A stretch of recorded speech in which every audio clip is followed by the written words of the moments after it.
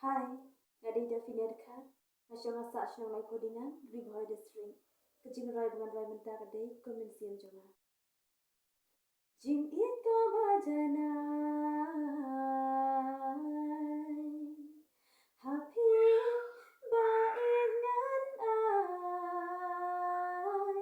hadung bakut kisi. Nanyay ne tang bat pi habak pi jai nanga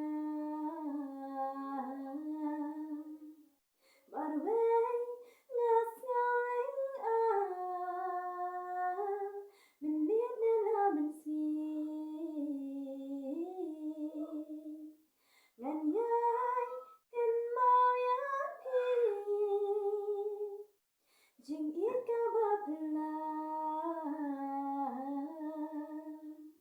happy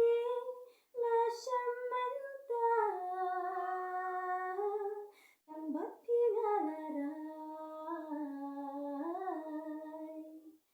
happy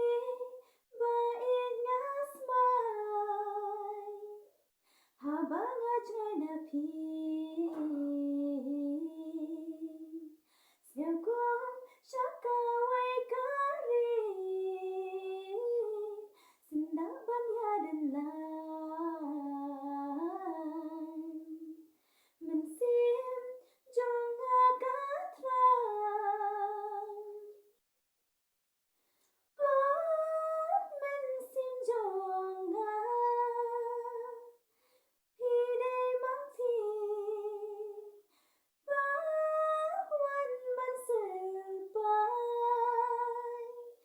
Mirlabat si Nadu kamensim Nadu dok nur jonga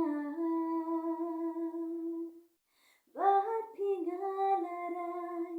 Baik baru serta Nadu kamensim Nadu dok nur jonga Bat pingalarai Baik baru serta Bless you,